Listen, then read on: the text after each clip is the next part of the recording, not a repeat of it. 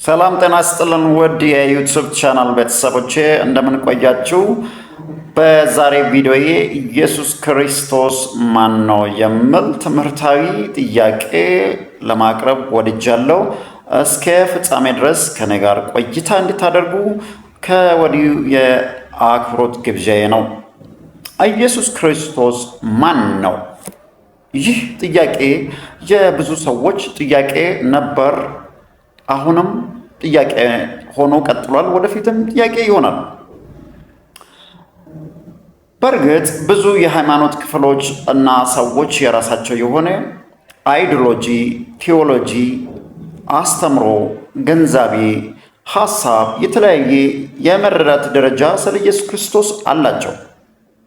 ነገር ግን ትክክለኛውን የኢየሱስ ክርስቶስ ማንነት ማወቅ የዘላለም ሕይወትን የማግኘትና የዘላለም ሕይወትን የማጣት ጉዳይ ነው።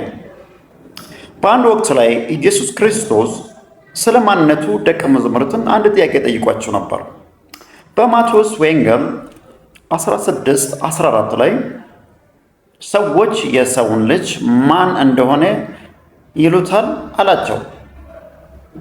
ደቀ መዛሙርቱም አንዳንዱ መጥምቁ ዮሐንስ ይልሃል፣ አንዳንዱ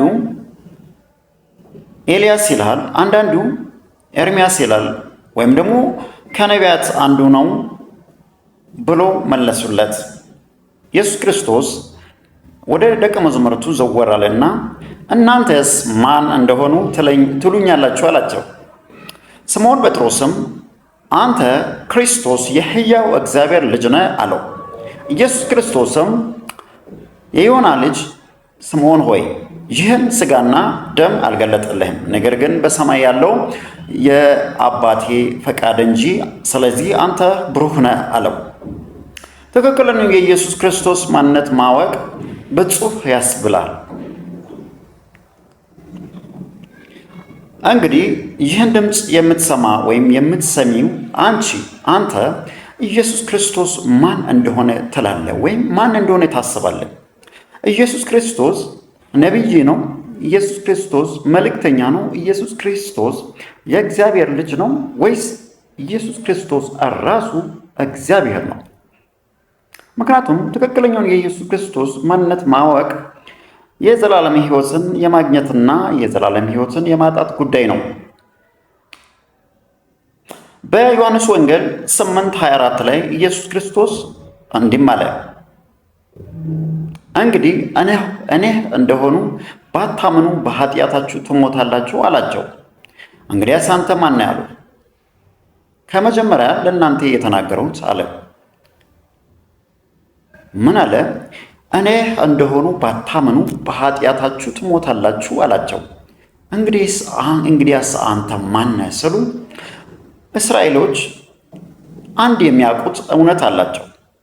በዘዳግም 6:4 ላይ እስራኤል ሆይ ስማ፣ ጌታ አምላካችን አንድ ጌታ ነው የሚለውን ትምህርት ጠንቅቆ ያውቃል። ስለዚህ ኢየሱስ ክርስቶስ ከመጀመሪያ ለእናንተ የተናገሩት ነኝ ስል በዚህ በማንነቱ ዙሪያ ተሰናክሏል። ዛሬም በዚህ ዘመን ብዙዎች በኢየሱስ ክርስቶስ ማንነትና በድምፁ ወይም በቃሉ በንግግሩ ተሰናክሏል።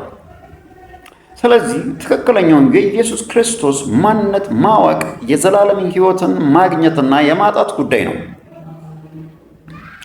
ሰዎች እንደዚህና እንዲህ ካሉ ኢየሱስ ክርስቶስ ስለ ራሱ ማንነት ምን ብሏል? በዮሐንስ ወንጌል 14:6 ላይ ኢየሱስ ክርስቶስ እኔ እውነት፣ እኔ ሕይወት፣ እኔ መንገድም ነኝ አለ። እኔ መንገድ፣ እውነት፣ ሕይወትም ነኝ አለ። ኢየሱስ ክርስቶስ እኔ መንገድ ነኝ ስል ምን ማለት ነው? ብዙ ነቢያት ስለ መንገድ፣ ስለ ሕይወት መንገድ ተንብዮ ነበር። የቀናውን መንገድ ለሰው ያስታውቅ ዘንድ ከሺህ መላእክት አንድ ቢገኝለት አሉ። ለሰዎች የቀናን መንገድ ያስታውቅ ዘንድ ከሺህ መላእክት አንድ ቢገኝለት አሉት። ከመላእክትም ሆነ ከሰው ልጆች እውነተኛውን የሕይወት መንገድ የሚያሳይ አልተገኘም። ስለዚህ የገዛ ክንድ መድኃኒት አመጣለት የሚለው ትንቢተ ኢሳይያስ ላይ ያለው ስለ ኢየሱስ ክርስቶስ መምጫ የሚናገር ትንቢታዊ ቃል ነው። ሌላው ስለ እውነት ኢየሱስ አንስቶ ነበር። እኔ እውነት ነኝ ስል ምን ማለት ነው? በሁለተኛ ቆሮንቶስ 13:8 ላይ ለእውነት እንጂ በእውነት ላይ ምንም ማድረግ አንችልም ይላል። እውነት አያድግም፣ እውነት አይለወጥም፣ እውነት አይባዛም፣ እውነት አይደመርም፣ እውነት አይቀነስም። እውነት እውነት ነው። እኛም ስለ እውነት እንናገራለን እንጂ በእውነት ላይ አንድም ነገር አንጨምርም። የትኛው ቴዎሎጂ፣ የትኛው አይዲዮሎጂ፣ የትኛው ምሁር ተነስቶ እግዚአብሔር አንድ መሆኑን ልቀይር ወይም ልጨምር አይችልም። በዘዳግም 6:4 ላይ